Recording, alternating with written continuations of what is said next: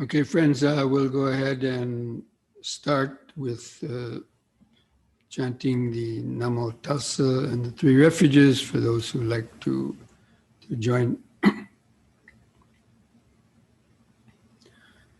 Namo Tassa Bhagavato Arahato Samma Sambuddhassa. Namo Tassa Bhagavato Arahato Samma Sambuddhassa. Namo Tassa Bhagavato Arahato Samma Sambuddhassa. Buddhang Saranang Gacchami, Dhammang Saranang Gacchami, Sanghang Saranang Gacchami, Dutiyampi Buddhang Saranang Gacchami, Dutiyampi Dhammang Saranang Gacchami, Dutiyampi Sanghang Saranang Gacchami, Tatiyampi Buddhang Saranang Gacchami, Tatiyampi Dhammang Saranang Gacchami, Tatiyampi Sanghang Saranang Gacchami.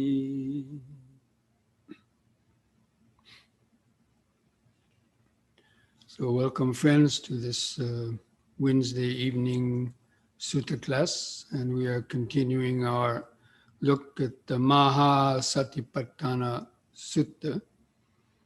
And this week we are beginning the section on in the Dhammanupassana, contemplation of the Dhamma.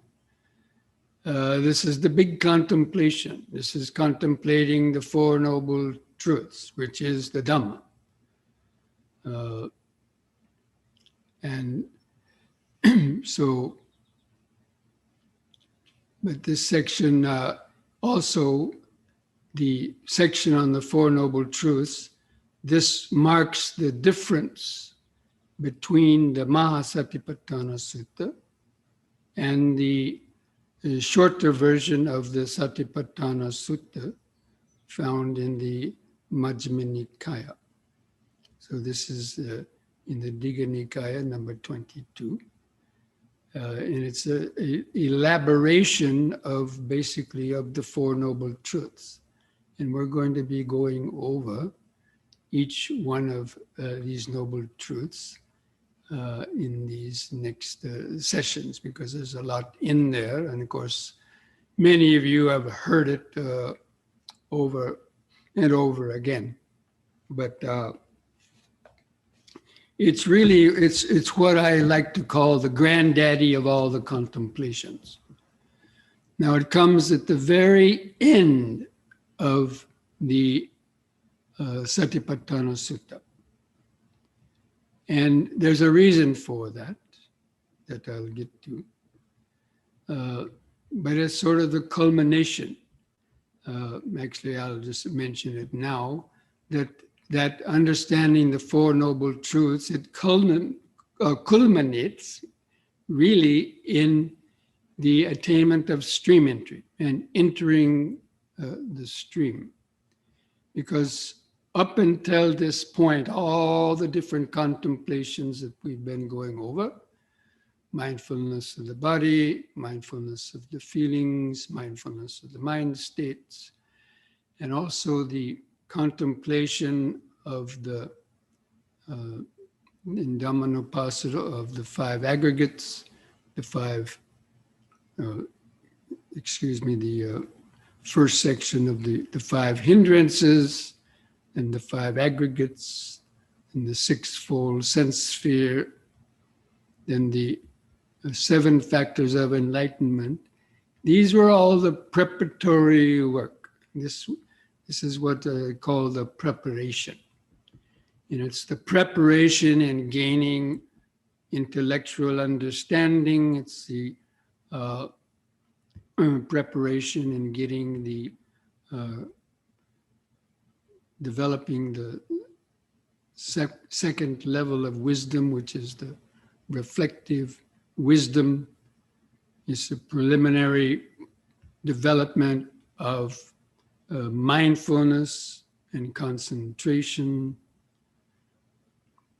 and developing the insights, developing Dhamma Vichaya, investigation of Dhamma, and basically the practice of the samatha and the vipassana. But gradually building up those levels of mindfulness, concentration, and wisdom from what we might call the mundane levels to that point of developing the last factor of the seventh factor of enlightenment, which we were going over last week, the equanimity, in which we saw that developing those seven factors of enlightenment begin with probably the first jhana, concentration, and then gradually building up to the third and the fourth jhana, where you have that real equanimity appears in the third and the fourth jhana. And it's that equanimity which is sort of the last part of development. You can't do much more beyond that. And by holding that state of equanimity, that of course is buoyed by the wisdom that one had cultivated, the Dhamma Vichaya, and of course the mindfulness and concentration, then at one point one would enter the stream, where the mind would have the first glimpse of suffering, and would then begin the supramundane eightfold path. Because that first experience of the deathless, this is the first genuine, full experience of the transcendence of subject-object awareness, transcendence of ego consciousness, and experiencing that true present moment, which is momentarily beyond birth and death, the deathless state, or nibbana. But usually that lasts just a very brief moment, even sometimes as short as a microsecond. Could be longer, but it's enough to destroy those three fetters. So this is where this contemplation, one really then understands suffering in its fullness. So I'm going to read this part of the first part of this contemplation of the Four Noble Truths. And the Buddha says, and again, monks, a person dwells contemplating phenomena in terms of the Four Noble Truths. And how do they do that? Here, a person understands as it actually is. this is suffering. He understands as it actually is. This is the origin of suffering. He understands as it actually is. This is the cessation of suffering. He understands as it actually is. This is the way leading to the cessation of suffering. So, as it actually is denotes the, that deepest level of understanding, actually seeing the momentary cessation of suffering, or that experience of the unconditioned. And with that insight, that is he understands as it actually is the cessation of suffering. Because in that moment, that was the true cessation of suffering. And then with that experience of the cessation of suffering, then based on one's understanding, the understanding of all those Four Noble Truths get crystallized in that experience. But it's the seeing it as it actually is. That means the full transcendence, the deepest experience of that cessation of suffering, even though it is still momentary.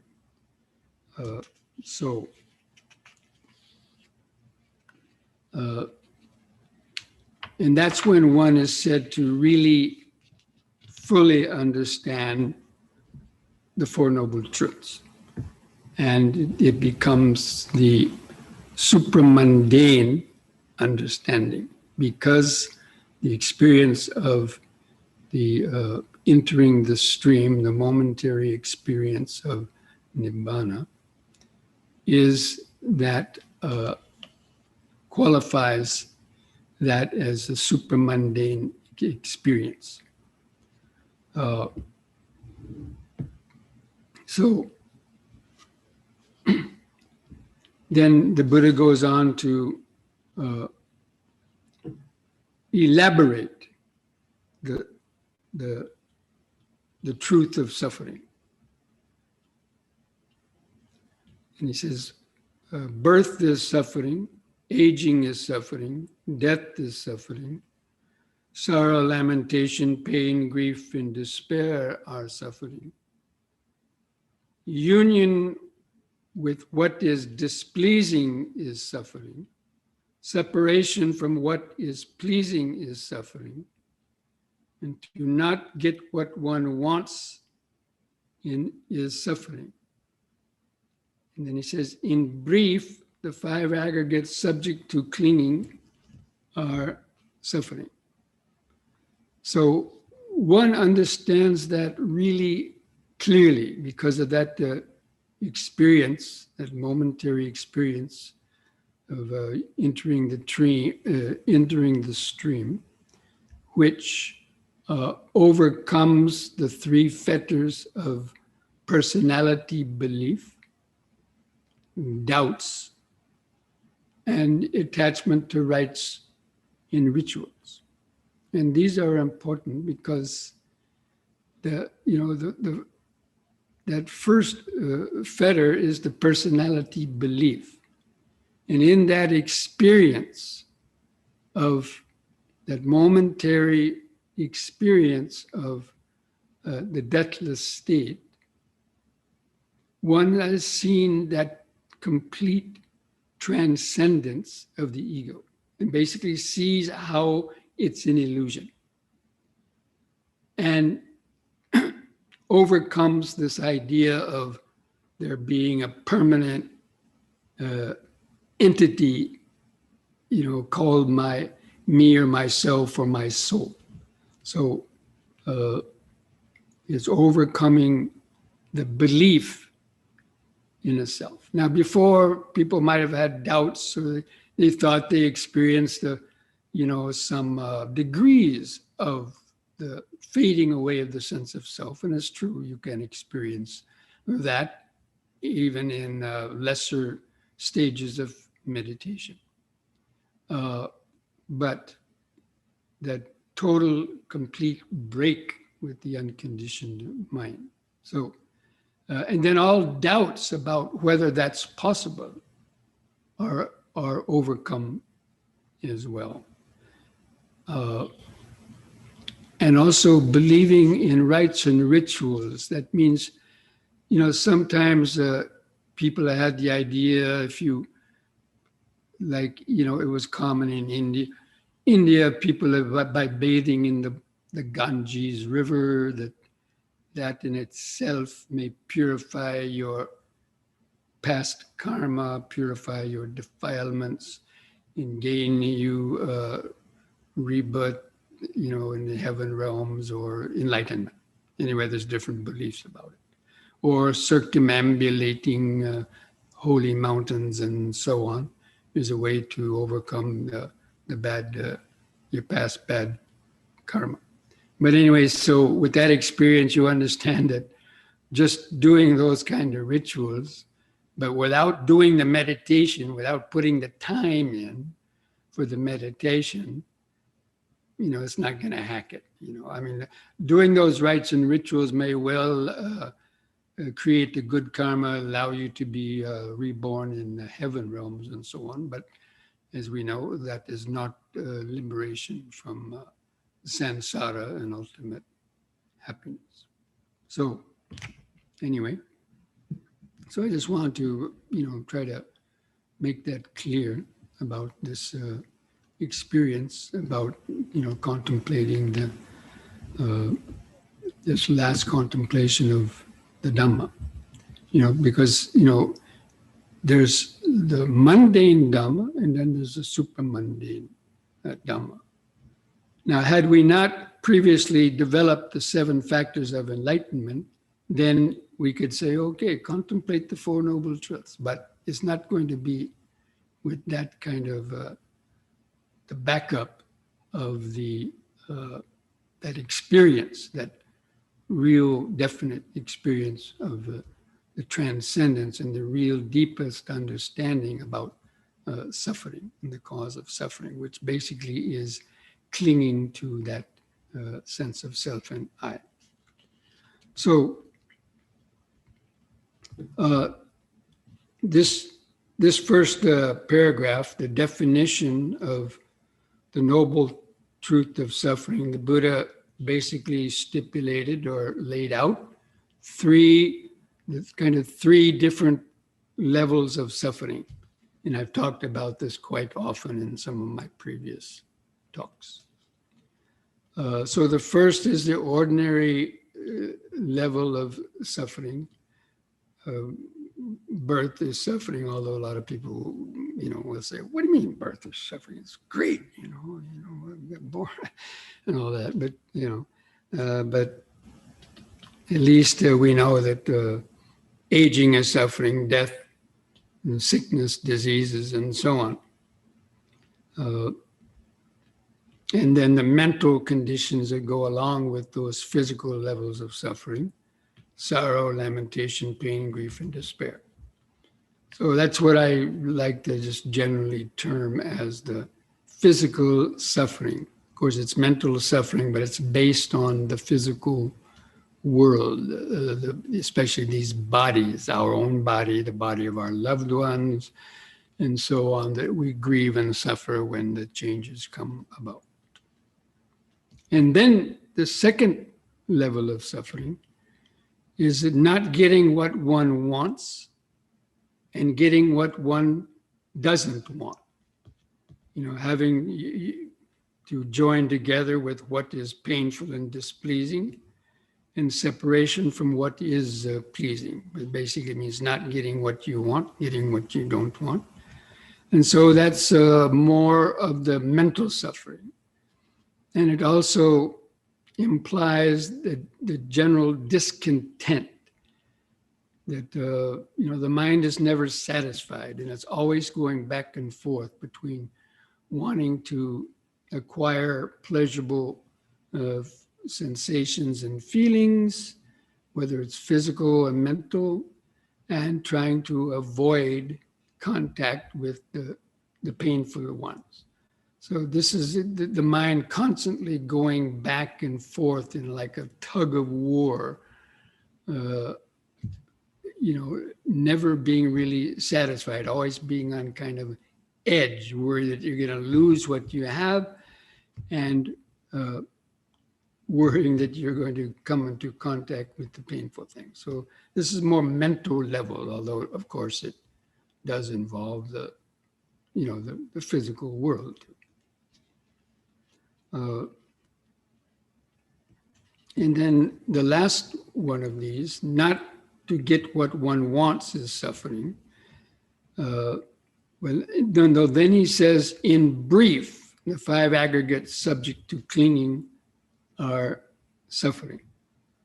Now, we've also talked about these 5 aggregates quite a lot, and really they comprise all the elements of our worldly experience, the physical things in the world and the mental activities in our mind. And it's not understanding these, the nature of impermanence, that these 5 aggregates are anicca, dukkha, and anatta, as we've already also talked about before, quite a lot. And especially the anatta, the no self.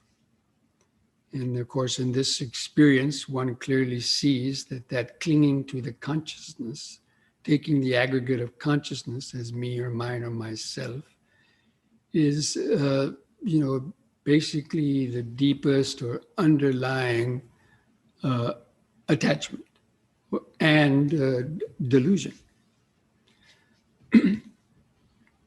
So I like to call that the suffering of ignorance, or spiritual suffering. That means until one experiences this transcendence of egoistic consciousness, dualistic consciousness, and experiences that state beyond birth and death, which from the Dhamma point of view would be the spiritual dimensions. Of course, there could be many degrees of what you could term spiritual dimensions, even formless jhanas, the form jhanas. Formless jhanas could be considered types of spiritual experiences, but the experience of nibbana is the deepest level of that from our Dhamma point of view. So in that first paragraph, the Buddha's talking about these 3 levels of suffering, and they're fully penetrated. Now, a lot of people, they might understand, oh yes, I know, birth, suffering, disease, death. Sure, that's suffering, not getting what you want, getting what you don't want. But most people, they don't understand these 5 aggregates, because you have to meditate and contemplate them quite a lot to really understand how they are ultimately the dukkha. So now the Buddha goes on to describe all these things that he mentioned in this first paragraph. So he says, and what monks is birth. I'm not going to read all these because it would take too long and you can read them yourself. But he's talking about the regular idea about birth and rebirth. Now, there's some people who like to say the Buddha never taught rebirth, but actual rebirth from life to lifetime in physical bodies. Of course, a lot of people don't believe in that, but even some Buddhists try to say that even the Buddha didn't teach that. But if you really understand these things, what his definition is here, you can see that it's actually this level of physical rebirth that he's also talking about. But there's other ways of explaining the mental rebirth too that I've talked about before, the moment-to-moment rebirth. So he says, the birth of beings into the various orders, the coming together of the five aggregates, obtaining the sense bases. That means basically the idea of birth, whether human birth, animal birth, and so on. And that birth, of course, is subject to death. And what is aging? The aging of beings in these various realms of birth. And it could even be birth also into the Deva realms and the realms of hungry spirits and so on. So the aging is, I like his definition here. The aging of beings, the brokenness of teeth, the grayness of the hair, the wrinkling of the skin, the decline of life, the weakness of the faculties. This is called aging. So I think anybody who's, over, has reached 50 years, 60 years old, can really, can relate to that pretty easily. And what is death? Means the passing away of beings, a dissolution, disappearance, dying, completion of time, dissolution of the aggregates, laying down of the body, cutting off of the life faculty. This is called death. And what is sorrow? It's inner sorrow of one who has encountered some misfortune or is affected by some painful state. This is called sorrow. And what is lamentation? The wail and lament, wailing and lamenting, bewailing and lamentation of one who has encountered some misfortune or is affected by some painful state. This is called lamentation. And we can see this occurring in all these disasters that we hear about on the news or we see firsthand ourselves, of course, as COVID pandemic and people's, losing their relatives and so on. They undergo all of these things.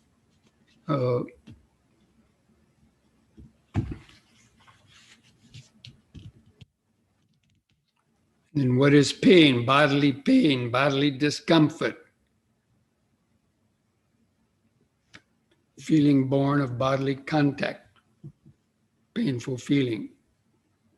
And what is grief? Mental pain, mental discomfort, born of mental contact. This is grief. And despair. So those ones that we just went over, this is what ordinary people regard as suffering. So that's only one level of the suffering. And there's not much we can really do about that, actually. Once we're born, we can do some things about trying to minimize the painful things of the body and world that we experience through a result of our karma. But then these next ones, the union with what is displeasing, the coming together, meeting, encounter with those forms, sound, taste, the six senses that are unwished for, undesired, and with those whose desire one's ruin. So anyway, those are quite self-explanatory. Again, I'm not going to read or go over all of them. And so having to experience the painful feelings, things we don't like.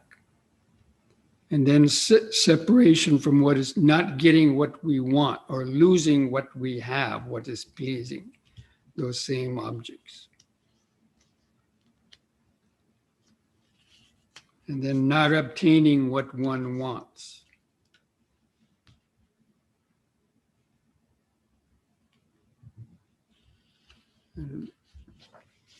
And a lot of people say, oh, I wish that wouldn't happen to me, but just by wishing it, it doesn't mean it's not going to happen. You've got to have the right karmic conditions and create the right karmic conditions so that, hopefully those things wouldn't come to you in the future. Of course, no one can stop old age, sickness, and death. You might be able to slow it down a little bit by doing things like yoga and good diet and exercise, but ultimately, no, you cannot really stop it.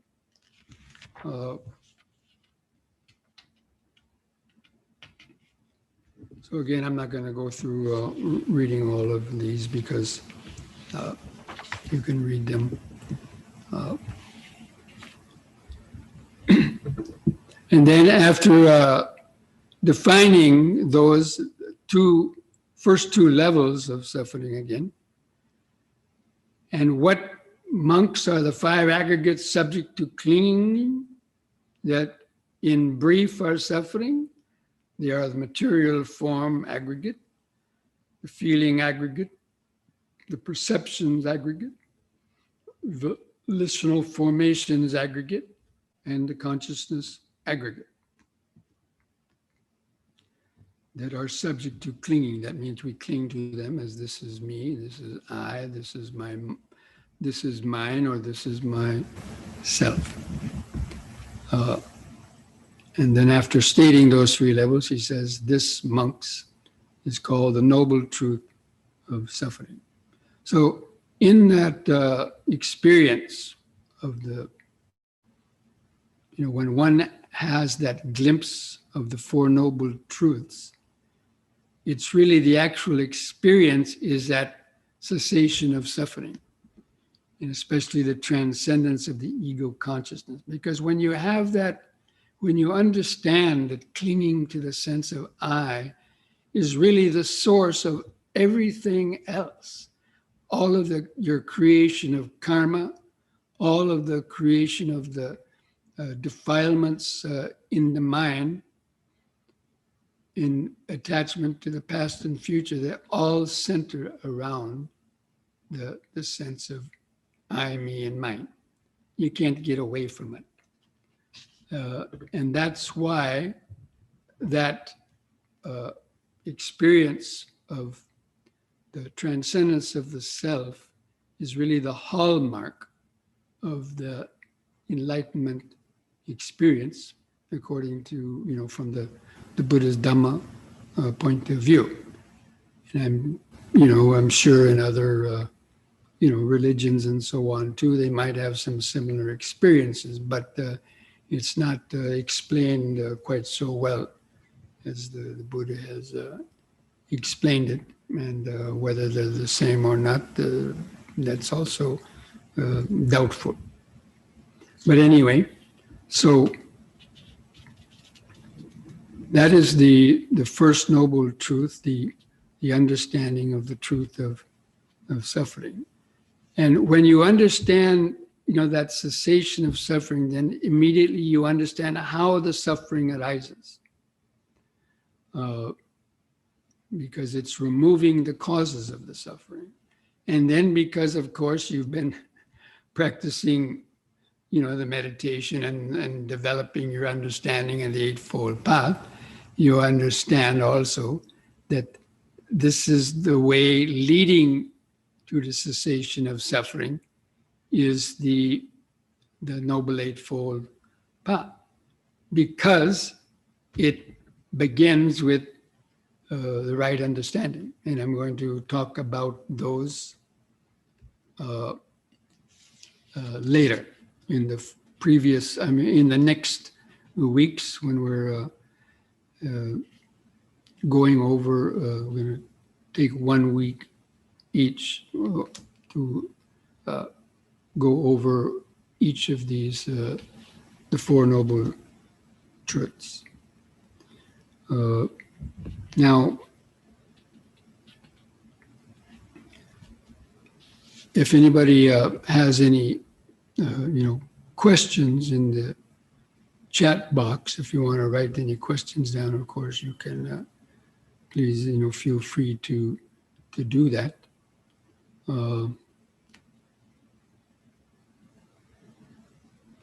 Okay, it looks like there might be a question here.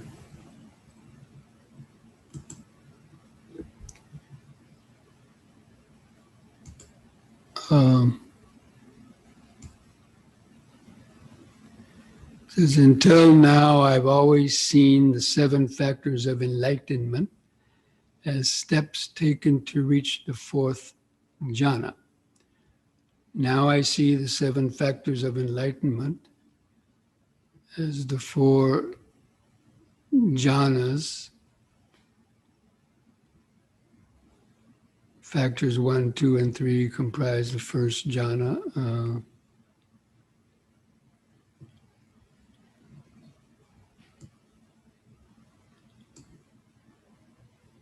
Is this reasoning acceptable? Yes, that reasoning is acceptable.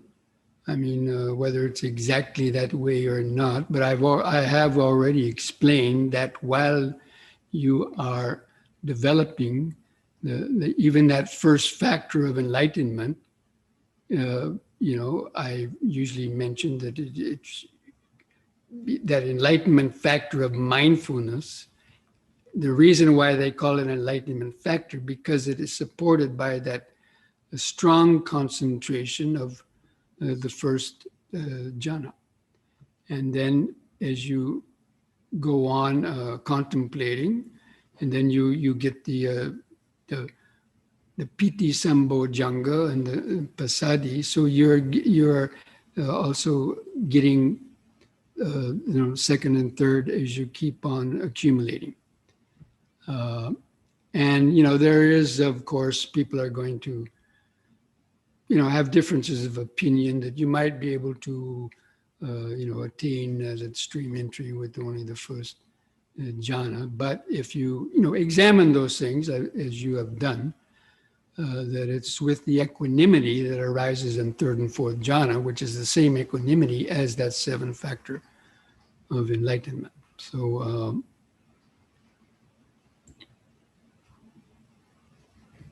yeah, I mean, a person could talk about these things in slightly different ways, but you can see by understanding the jhana factors and so on and so on, and then how they fit in with that scheme of the development of the 7 factors of enlightenment. And also in the description of the 4 jhanas, usually at the end in the sutras, in so many suttas, that after saying the person enters the 1st, 2nd, 3rd, and 4th jhana, he says, then the person bends their mind toward the destruction of the defilements. And he says that with the 4th jhana. He doesn't say that with the 1st jhana, or the 2nd jhana, or the 3rd jhana. He says, after reaching the 4th jhana, he says, and then the person bends their mind toward the destruction of the defilements.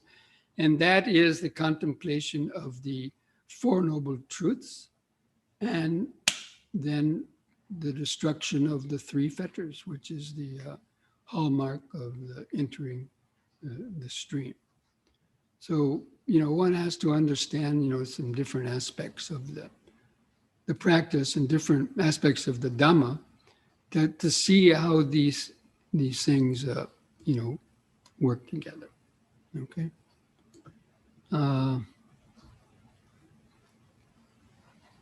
This next question: form is aggregation of 32 body parts. What constitutes make up the consciousness aggregate? The form is the aggregate, is the 4 elements actually. Aggregation of 32 body parts is one type of contemplation, but the aggregate of material form is anything that is comprised of the 4 elements of earth, fire, water, and air, and the secondary derived elements. So, of course, the 32 body parts are comprised of those 4 elements. What constitutes make up the consciousness aggregate? That means all of our memories of past experiences of consciousness, when you are consciousness of sight, sound, smells, taste, touches, and thoughts. So the 6 types of consciousness, depending on what of the 6 senses consciousness was arising through. The aggregate of consciousness is all of our past experiences, conscious experiences of any of the 6 senses. And, the Buddha, he could remember his past lives. That's one of the psychic power that people can get. And in that description of remembering his past lives, he said he could remember 1, 2, 5, 10, 100, thousands of past lives. And in those past lives, he could remember what he had for breakfast, lunch, and dinner. And basically, he could remember all those moments of consciousness of what he saw, heard, smelled, and tasted, and touched. So that's what the consciousness aggregate is, comprised of all those. But basically, it's the knowing faculty.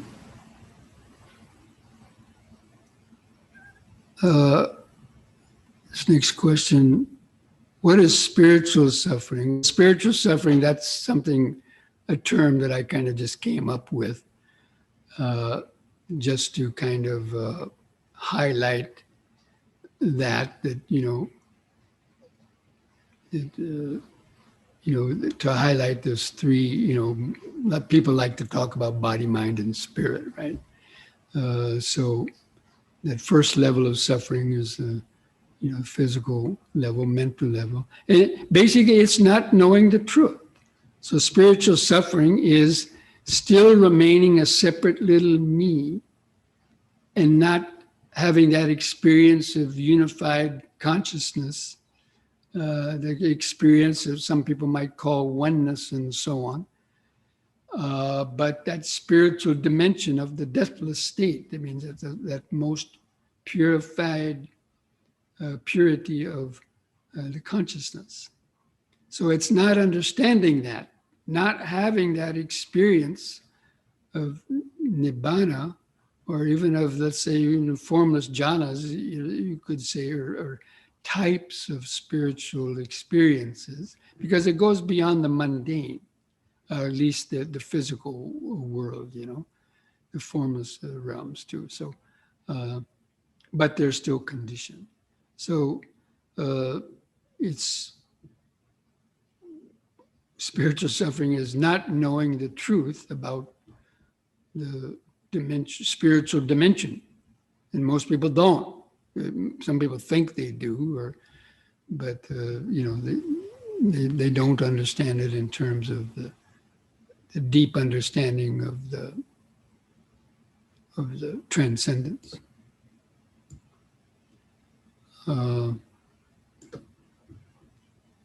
This next question: would wrong views and beliefs also go along with the first fetter of rites and rituals, as you have presented those? Wrong views or beliefs, yes. If you believe that bathing in the Ganges River is going to purify, or any other river, a holy river, or circumambulating a holy mountain, or just praying to, repeating the name of a certain God 5,000 times, or, there's different beliefs people have, which also form a basis of their rites and rituals. So yes, wrong views and beliefs go along with that fetter of rites and rituals. Okay, this next question.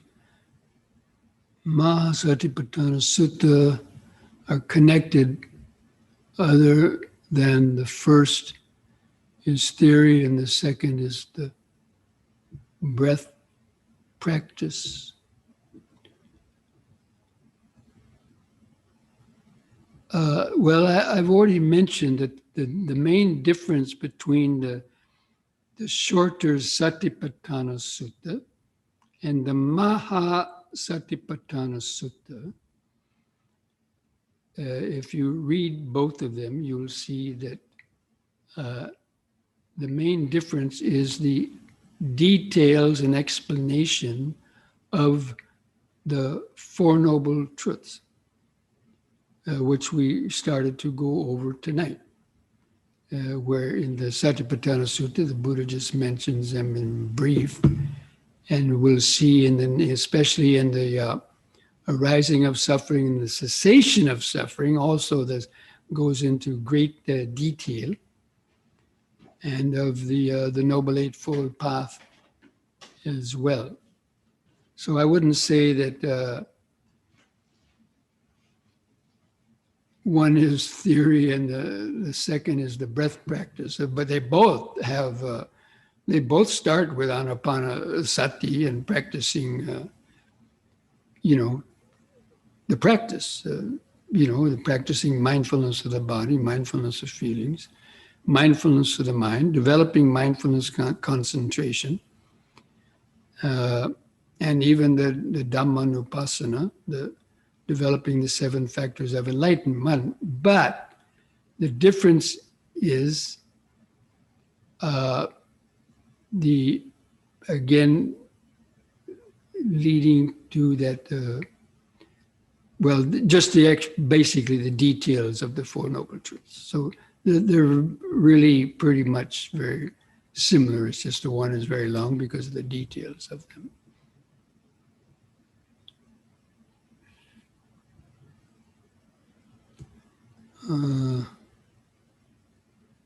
Okay, well, I hope some of those answers, help to answer some of those questions. And one more comment is you have to throw in ideologies to that question too these days, especially, yes. I mean, all these conspiracy theories and so on, these are also, would be considered, wrong beliefs. And although some people really believe it, but that's the nature of delusion.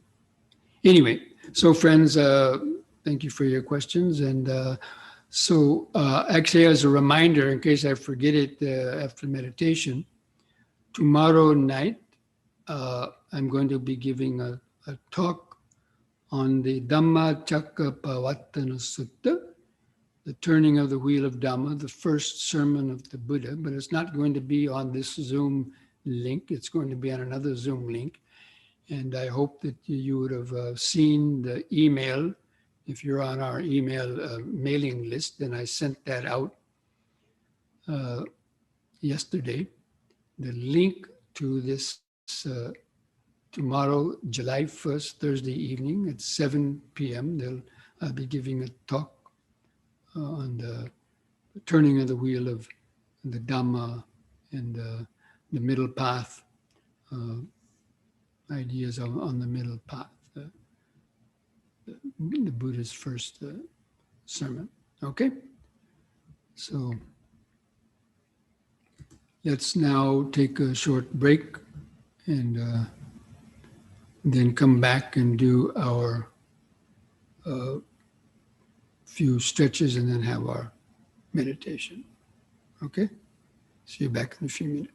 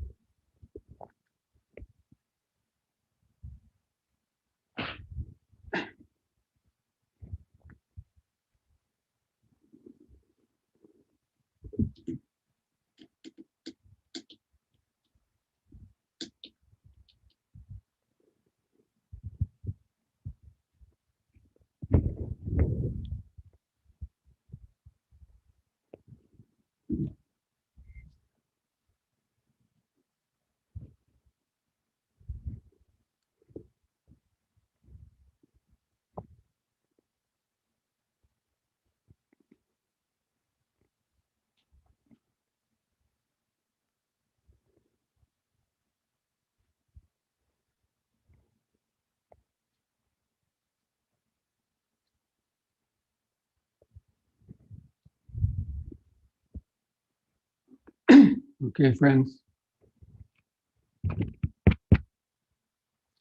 Just stand straight. Relax your shoulders. Just feel your feet pressing the floor. Feel your arms and hands hanging at the side.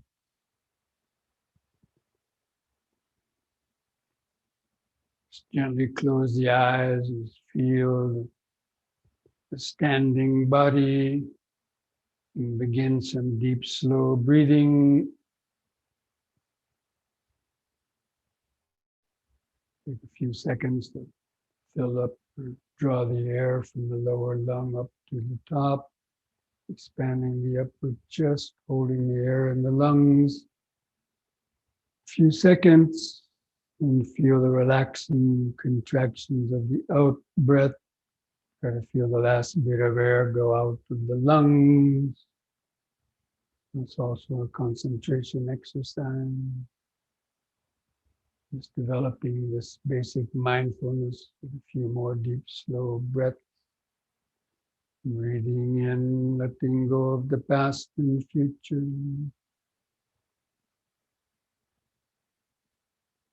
And breathing out, standing here and now. And breathing in, letting go of the past and future. And breathing out, standing here and now. We're going to begin the exercises. On the next in breath, raise the arms over the head, interlock the fingers. Turn the palms up, straighten the arms, stretch your head back. Look at the back of your hands, stretch upward. On the out breath, turn the palms down and touch the top of your head. Again, in breath, palms up, straighten the arms, stretch the head back. Bend backwards a little bit. The out breath, touch the head. And third time, hold that upward stretch longer. Bend back a little more, feel the sensation.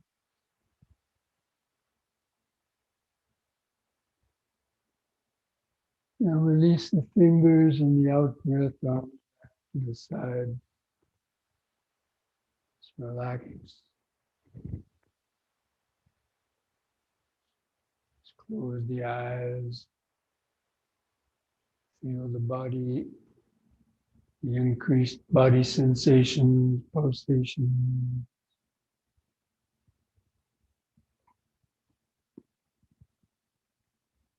Don't give the mind time to wander into thought.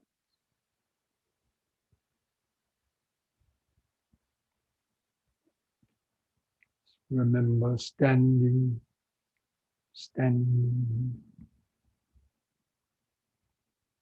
Here and now, the body, the external body posture, and the internal four elemental cellular vibrations. Okay, on the next in breath, push up on the toes, raise the arms up like this and stretch upward.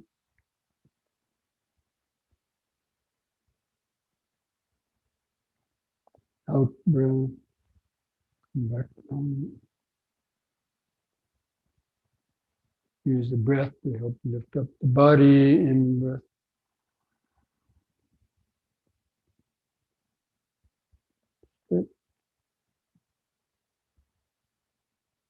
Out.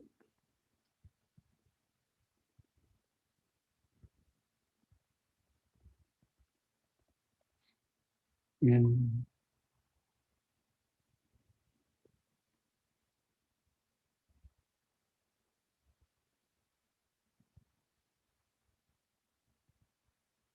Out.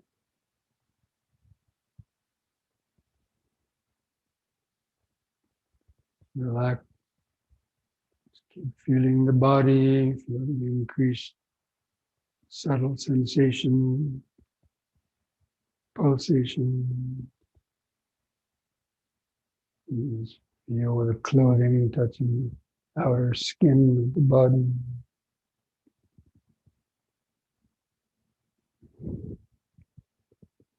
Just remember standing, standing, standing.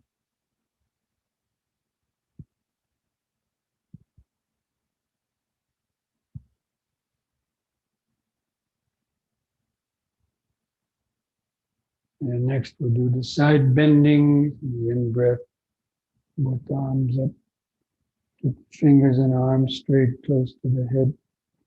On the out-breath, bend over the right side. And keep the arms parallel to each other. Forward check. In-breath, lift it.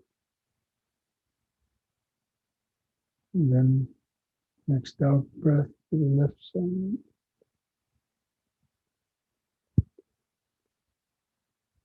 In-breath. Then to the right, out-breath.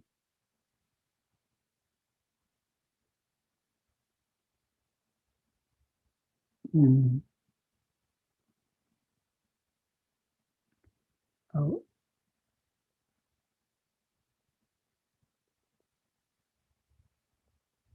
In. Once more to each side.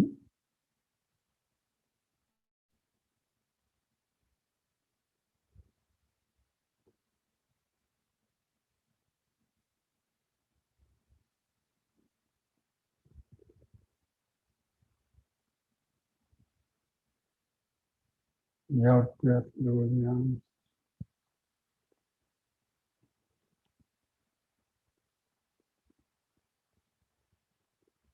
Feeling increased sensation for elemental vibration.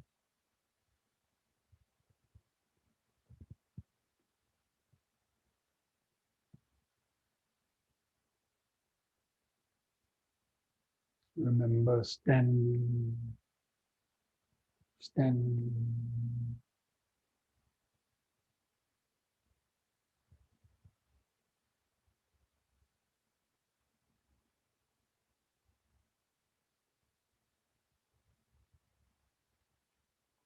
Now spread the legs and feet apart. Yes, 3 feet. And place the hands together at the chest. In breath, hands over the head.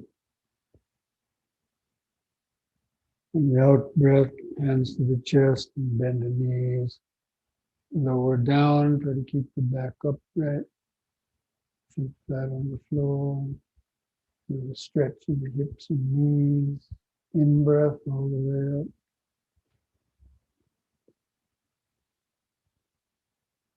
Out breath.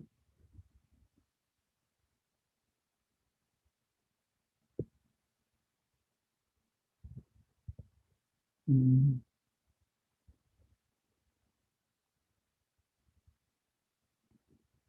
Out.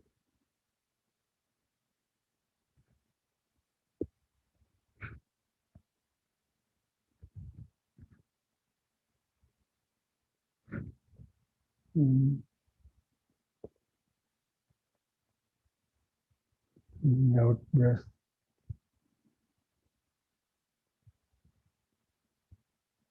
Feel each foot pressing the floor.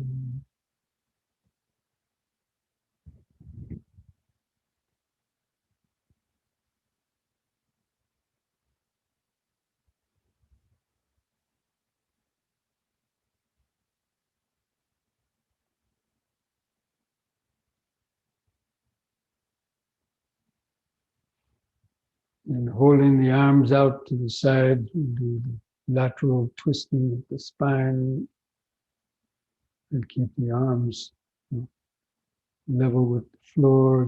Doing the turning, breathe in. On the out breath, twist to the right, keep the eyes focused on the hand going back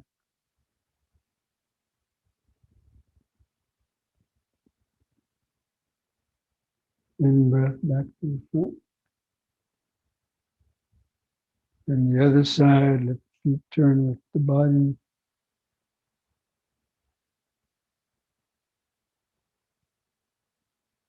In-breath. Repeat that 2 more times. Out breath.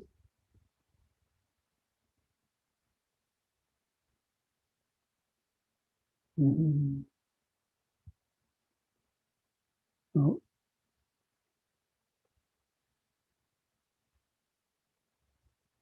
Mm-hmm.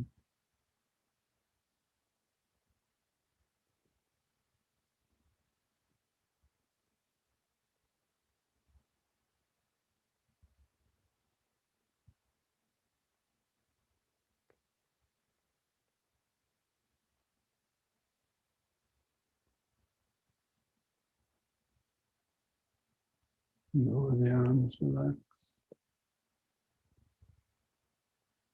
Feel the sensation.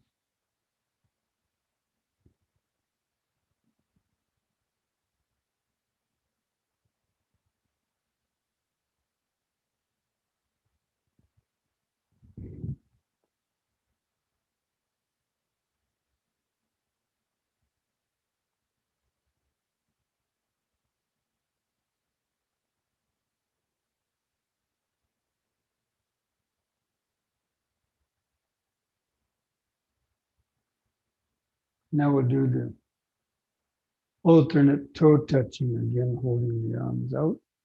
Breathe in.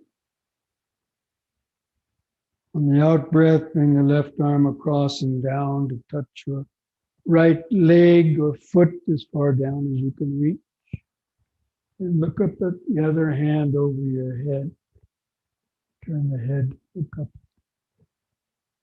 Other hand over the head. Carefully come up on the in-breath.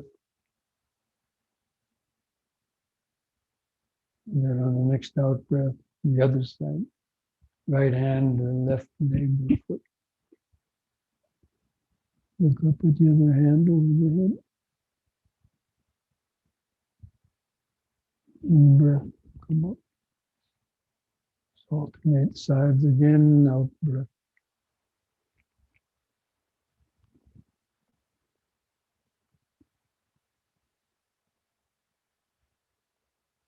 In.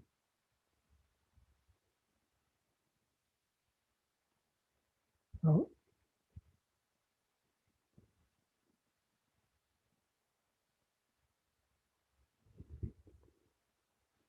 Third time, try to hold that position a little longer on each side.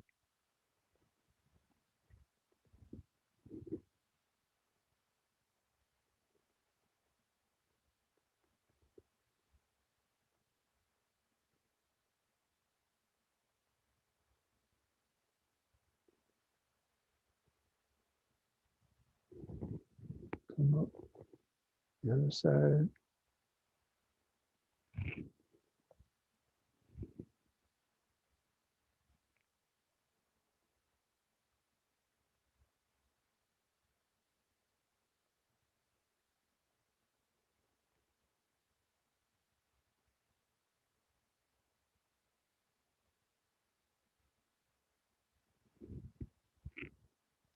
Come up. Relax. Feel each foot pressing the floor. And increased heartbeat. Other sensation.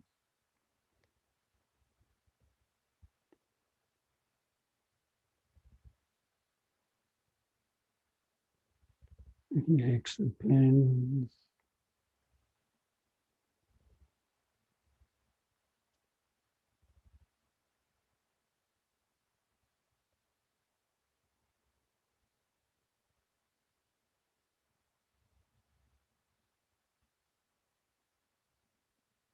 Now bring the feet together.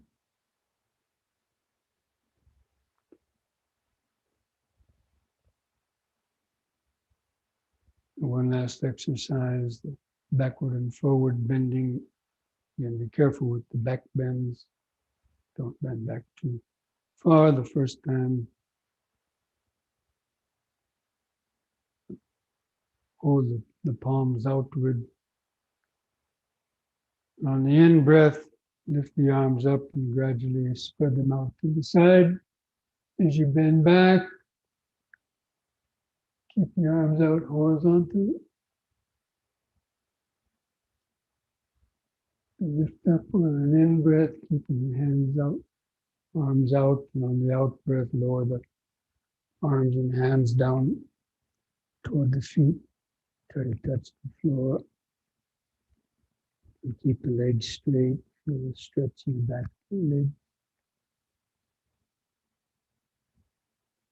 Let the little bones in the lower spine stretch out. And begin standing up. Turn the palms outward again. Open up the arms to the side and bend back.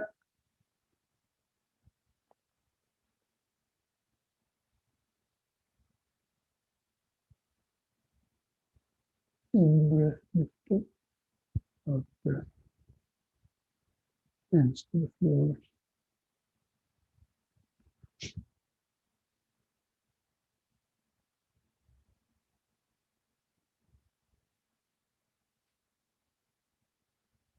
And standing up, palms outward.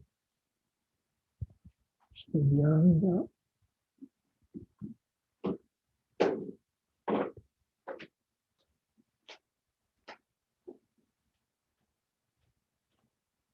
Lift up.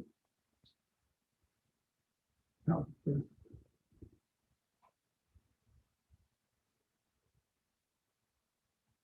Now hold that downward stretch a little longer.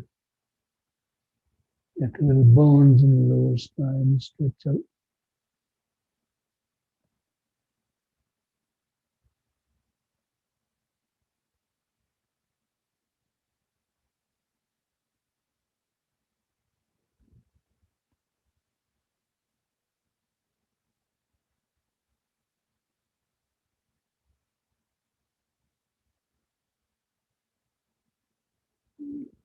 And begin standing up. Bring the hands together at the chest.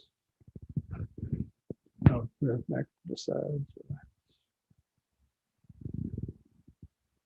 Feel the whole body vibrating, pulsating with activated life force. 4 elemental material vibrations.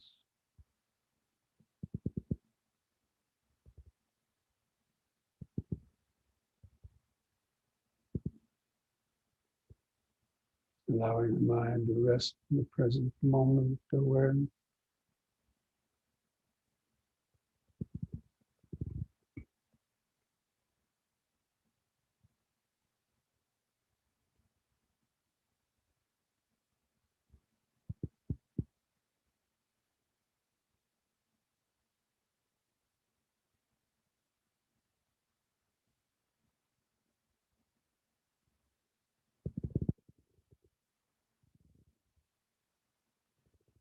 Okay. We'll come back to our seats, get ready for the sitting meditation.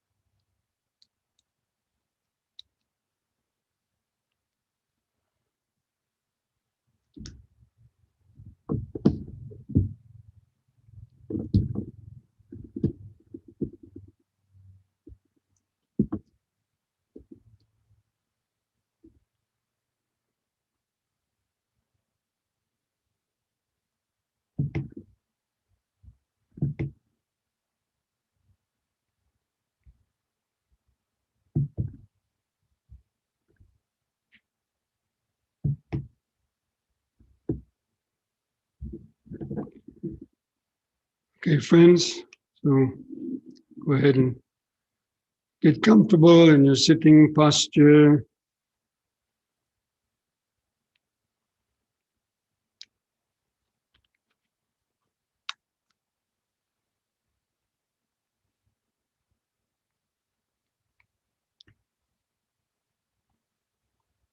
Try to align the spine and back of the head in a straight line.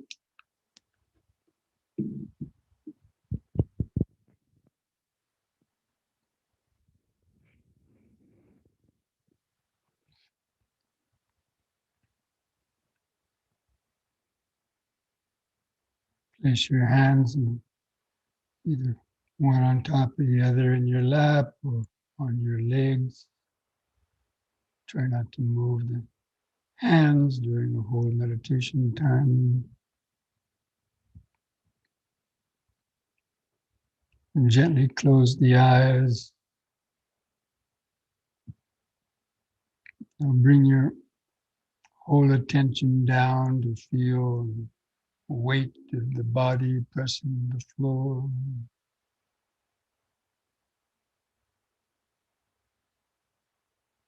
Especially try to feel the buttocks press the floor. Try to feel the right and left buttock, sit bone.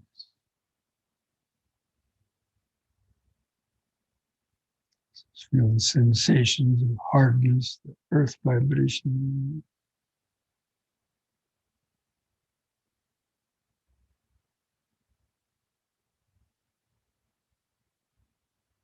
And mentally feel how the legs are bent and the feet underneath. And feel your feet underneath where they touch the floor, touch the body, where they're crossed.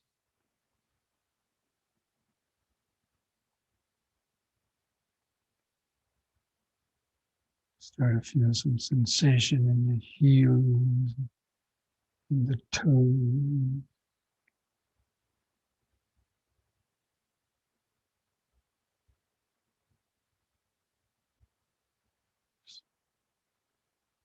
Anchoring the attention and the material aggregate, this body.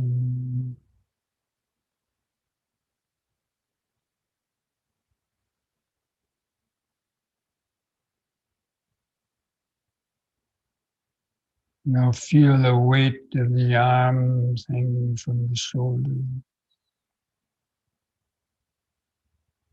Relax the shoulders.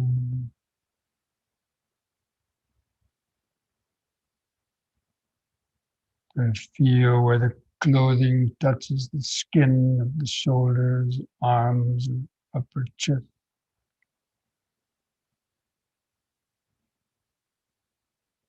You might feel the breathing in the upper chest.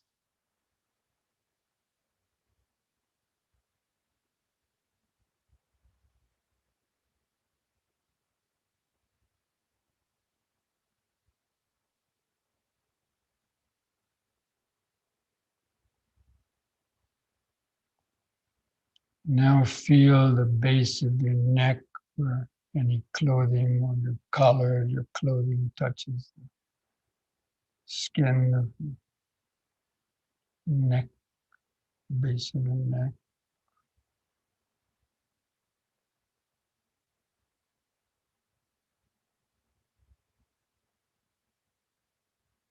You feel the head balanced on top.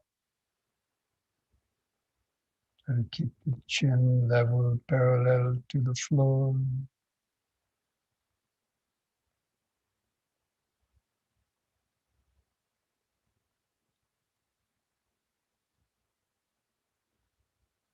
And feel the sensations on your face. A little prickly sensation.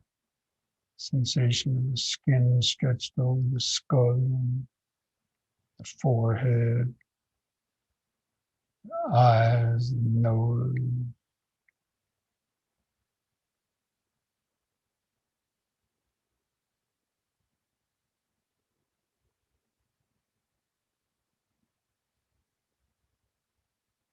And feel the lips touching together.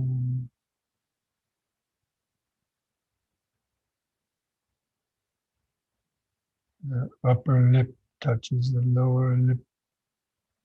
Feel the sensation of dryness or moistness in the lips, in the water vibration.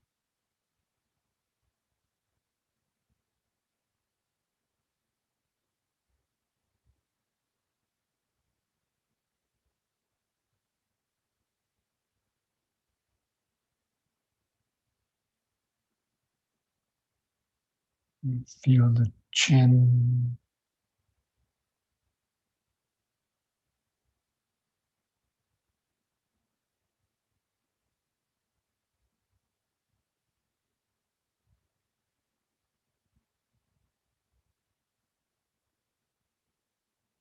And feel the tongue laying in the mouth, where the tongue may touch the teeth.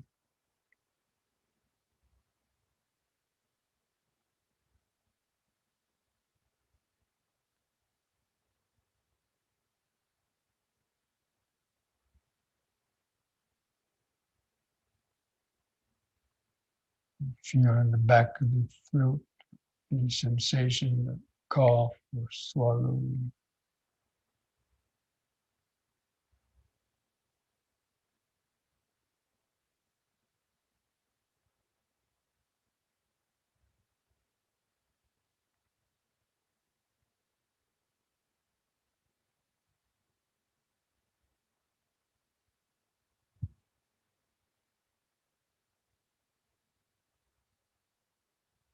Now feel the eyes resting in the socket. Just rest the attention behind the eyes. And just gaze on the eyeballs and the socket. And the eyelids stretched over the eyeball. So the focused awareness is like a camera lens. Just the inner eye of awareness. As you watch and observe and feel the inner body sensation.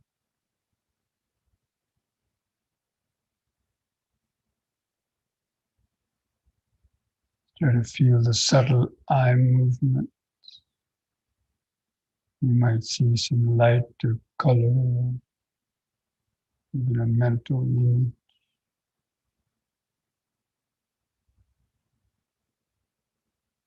Just relax the eyes.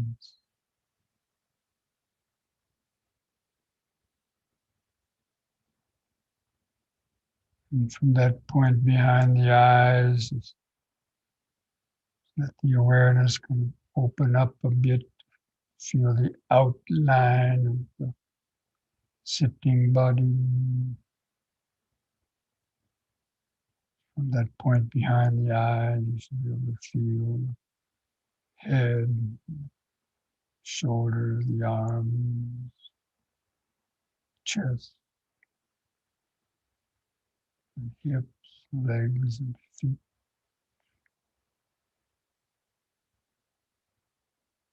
A collage of the different sensations. Just try to hold that outline, silhouette of the sitting body in the mind's eye. And just remember sitting, the present moment of this body. Then begin some deep, slow breathing like we're doing in the yoga session. Take a few seconds to expand the abdomen, rib cage, and upper chest, holding the air in the lungs. 2 or 3 seconds to oxygenate the blood and feel the relaxing contraction of the out breath. And feel the last bit of air go out of the lung. And then the next in breath. Try to continue that for a few more breaths, developing this basic mindfulness. And breathing in, letting go of the past and future.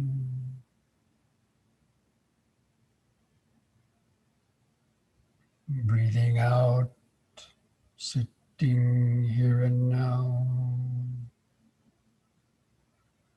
Breathing in, letting go of the past and future.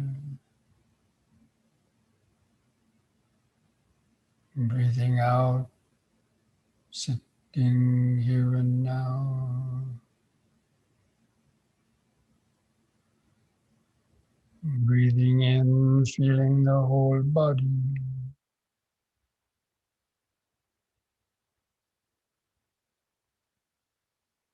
Breathing out, feeling the whole body.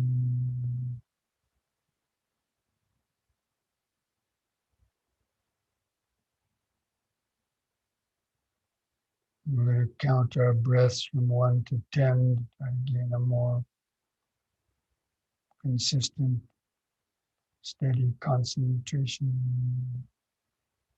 Try to continue to take some deeper breaths. Feel the breathing.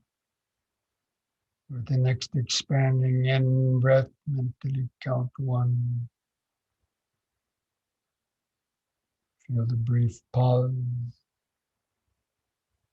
With the contracting out breath, also count 1.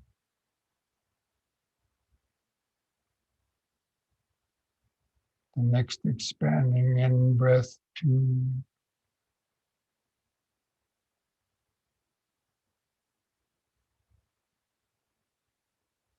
Contracting out breath, 2.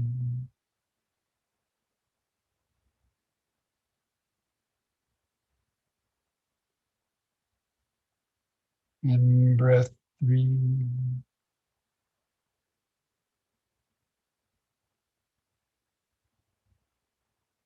Out breath, 3.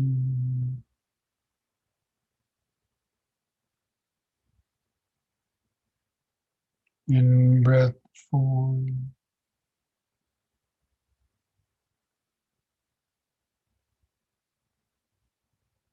Out breath, 4.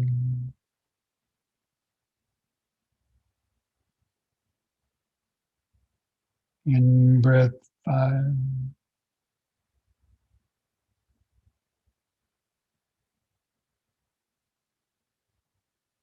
Out breath, 5.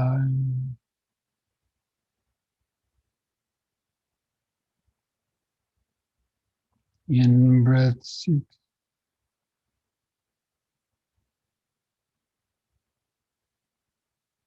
Out breath, 6.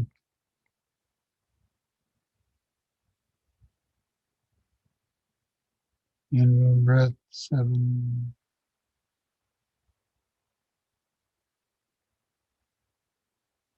Out breath, 7. In breath, 8.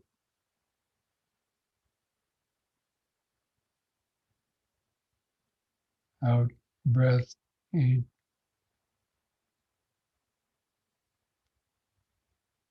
In breath, 9.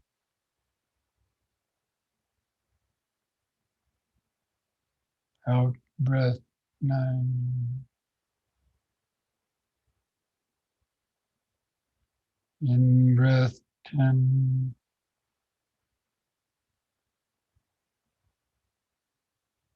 Out breath, 10.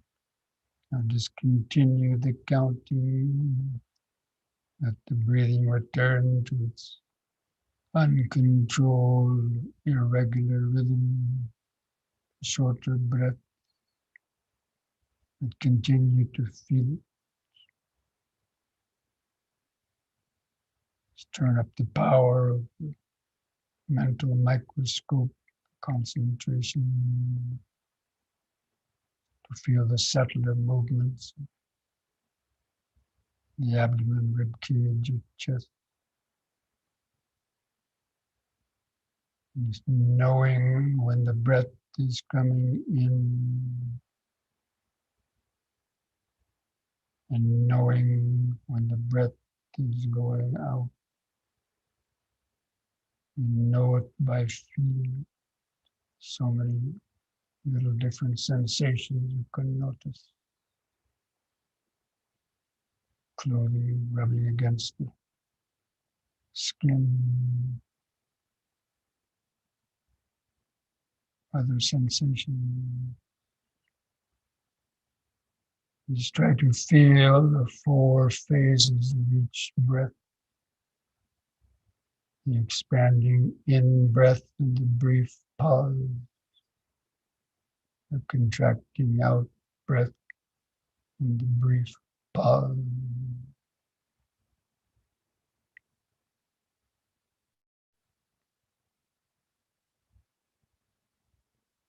Notice how each breath is different. Sometimes longer, sometimes shorter.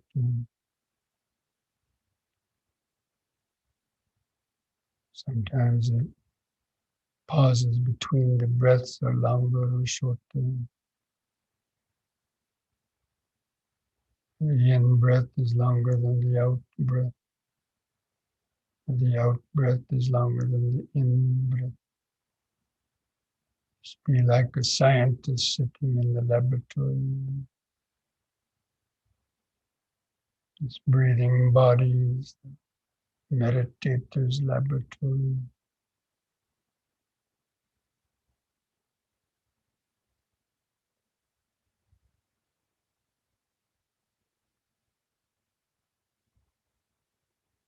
The 4 foundations of mindfulness is the research, the investigation and research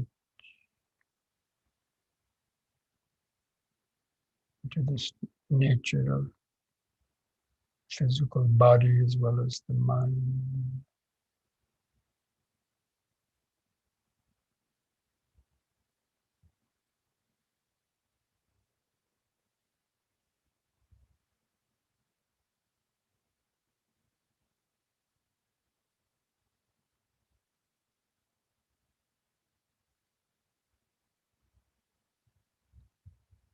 Even while you're feeling the breathing, focused on the breathing, you can feel other sensations coming and going in and around or through the breathing awareness.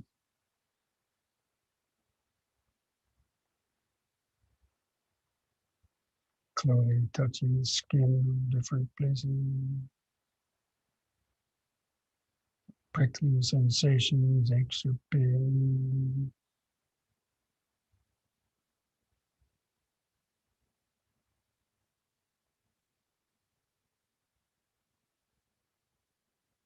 You can make these brief mental notes to help remember the present moment. Just breathing in, sitting. Breathing out, sitting.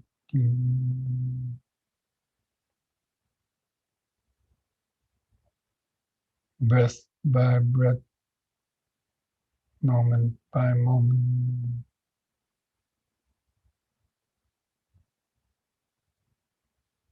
This breathing body is the basic connection to the present moment awareness.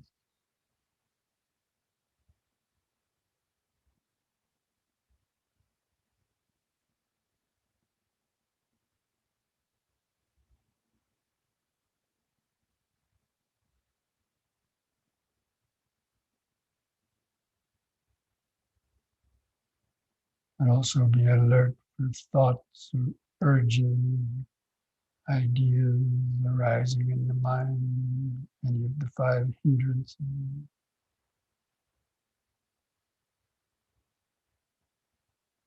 Investigate them. How do they arise? How do we feed them to get stronger? How do they cease?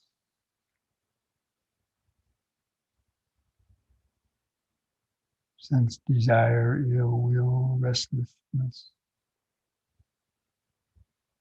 doubt, sleepiness.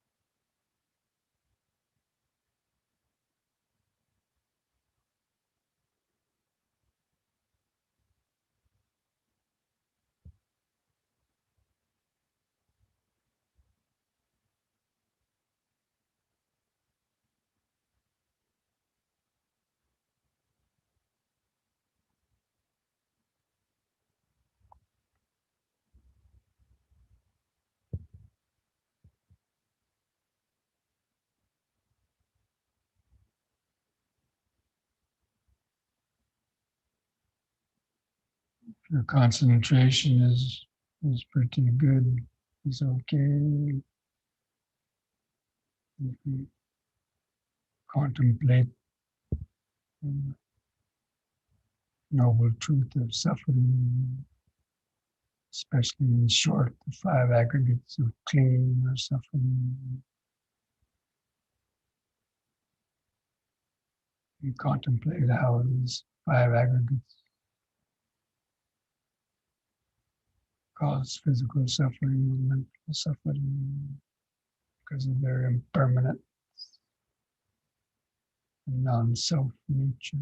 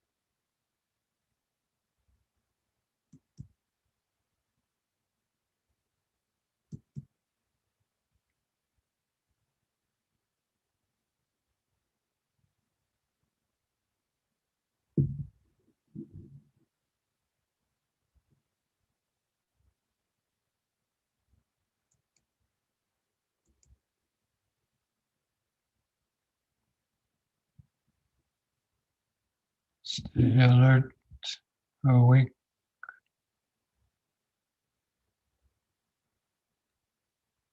Mind gets lost in thoughts, recognize it as lost, lost. Take a deep, slow breath. Bring the mind back into the body. If the mind is drowsy or sleepy, do some deep, slow breathing to help charge up the bloodstream, oxygen.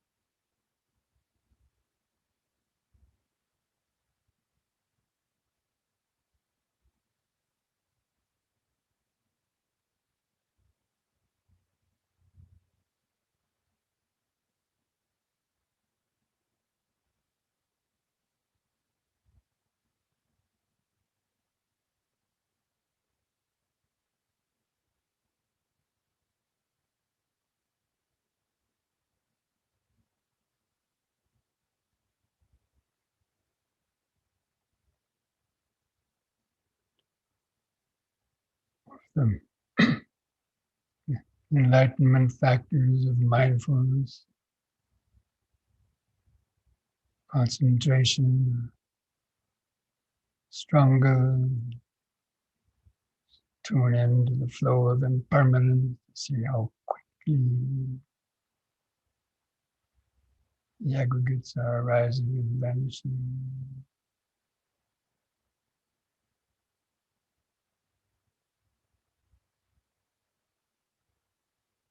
sensing impingement.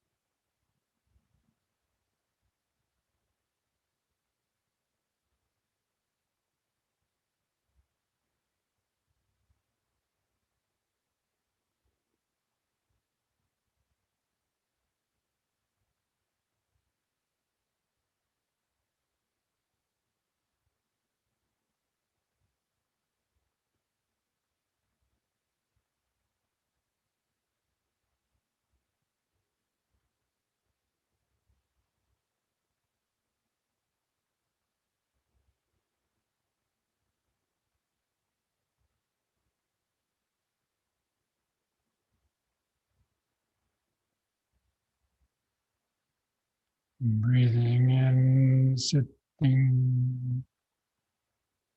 Breathing out, sitting. Material sensations come and go. Pleasant or painful feelings based on them come and go. Perceptions of them come and go. Thoughts or reactions to them come and go. And thoughts of I, me, or mine concerning them come and go. Under their own power and condition.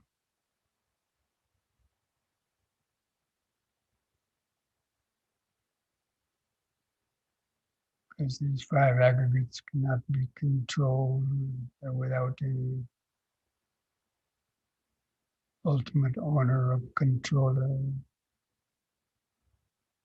That's why the Buddha said in brief, these five aggregates of clinging or suffering, because they're always changing beyond our control, undergoing impermanent.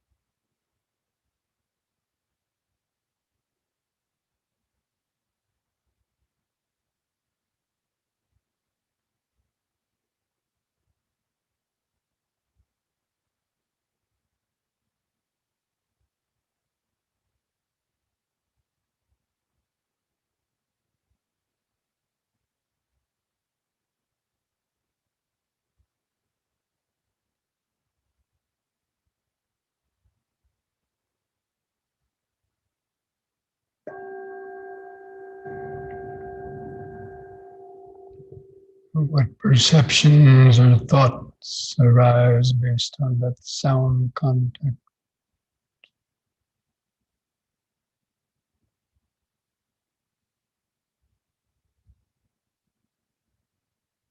Sabhi sankara anicchati. Sabhi sankara dukkati. Sabbe Dhamma anattati yada panyaya pasati atanibindati dukkhe esamaggo visuddhya.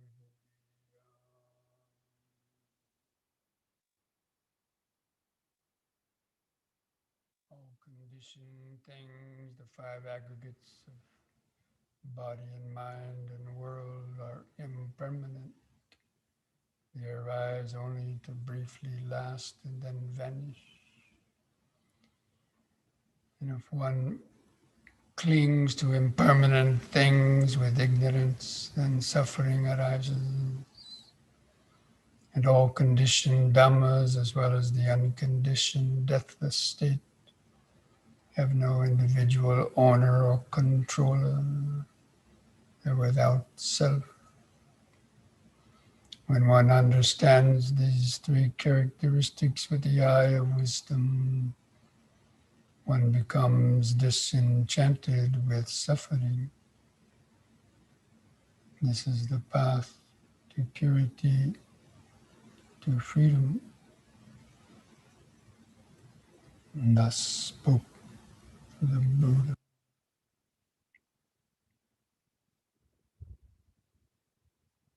And now let's finish this last meditation. A few minutes, sending out metta vibrations to ourselves and other beings.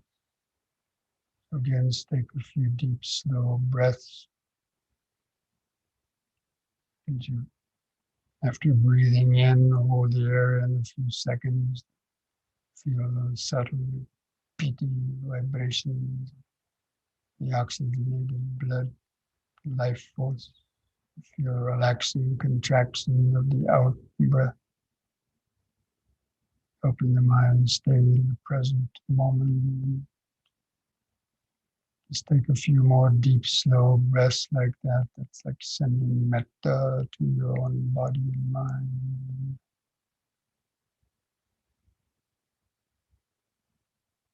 Just with the idea, may I be well, peaceful, and wise, free from pains and sufferings of body and mind brought about by unskillful thought, speech, and action. May I have the patience, strength, mindfulness, and wisdom to meet and overcome all difficulties in life. I continue to deepen my understanding of the Dhamma and the practice of meditation to free the mind from confusion and suffering. May I be well, peaceful, and wise. Try to continue taking some deep, slow breaths, and with each out breath, imagine, try to send out these same thought vibrations to your other family members, relatives, friends, colleagues at work, people that you see every day, people you've known from the past. May all of them be well, happy, peaceful, free from self-created pains of body and mind brought about by unskillful thought, speech, and action. May they also have the patience, strength, mindfulness, and wisdom to meet and overcome all difficulties in life. Again, with each out breath, expanding these vibrations, radiations out across the whole countryside, to the towns and cities, across the whole country, even across the oceans, surround the whole world and earth. So the idea is, may all living beings, wherever they might be well, happy, and peaceful, free from greed, hatred, fear, and ignorance, free from pains and suffering, body and mind brought about by their unskillful karmic actions. May all beings be able to hear the teachings of the Dhamma, to learn and practice meditation, have the patience, strength, mindfulness, and wisdom to meet and overcome all difficulties in life. May all beings be able to live peacefully and harmoniously together, understanding the ultimate interconnectedness and interdependence of all things. May all beings be well, peaceful, and wise.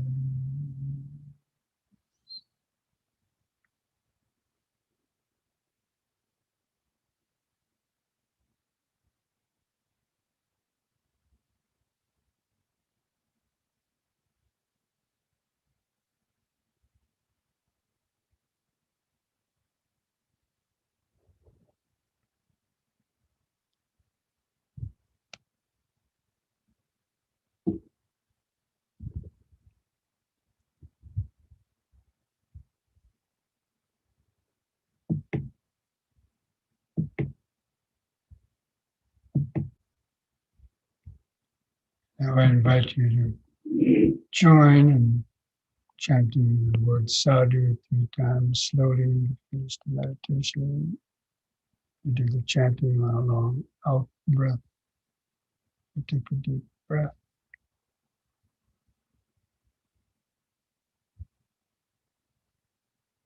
Sadhu.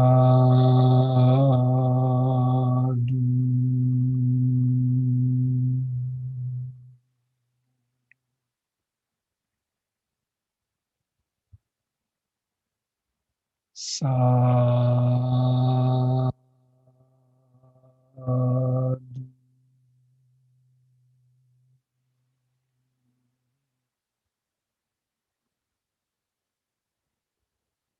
Sadhu.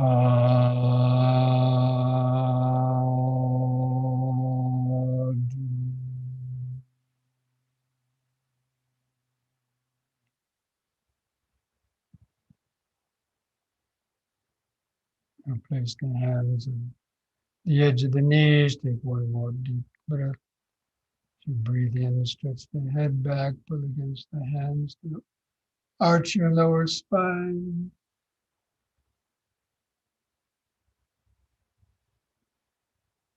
And breathe in, lift the chin up, lift the head up, and on the out breath, press the chin to the top of the chest, stretch the neck vertebrae.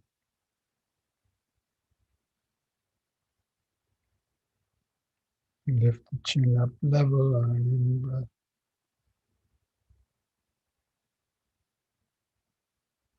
And relax on the out breath, put a smile on your face.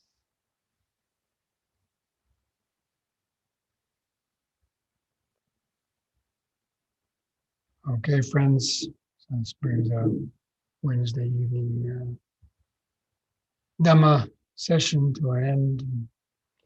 Again, it's a reminder that tomorrow evening I'm giving a Dhamma talk on the Buddha's first sermon, the Dhammacakkappavattana Sutta, turning the wheel of Dhamma. This will be on a different Zoom link, and I sent that out with the mailing today, so you haven't checked your emails, or I think I sent it yesterday. You can see that notice about the program. It's being hosted by another group. And And then the Sunday there won't be a regular Zoom program on my web channel for the next two Sundays. Bhante, Yes, Bhante, I sent you a message. Can you please send me the link to my email address? you sent me a chat message. Yes, my email address. If you can kindly send me the link. The link to the email, the mailing list. Yeah, just now I sent a message to you, Bhante. By Check your email. email. Check your email. I think I already sent it out to you. Okay, thank you so much. Appreciate it. Thank you, Bhante. Okay. Yes, you're welcome. Okay, friends. So mindfulness today keeps dukkha away. Sutta today keeps delusion away. And Namo Buddhaya. Namo Buddhaya. Bhante. Namo Buddhaya, Bhante. Thank you. Thank you, Bhante. Namo Buddhaya. Thank you, Buddhaya. Namo Buddhaya. Have a pleasant 4th of July weekend. Thank you. If you live near the center here, come on out for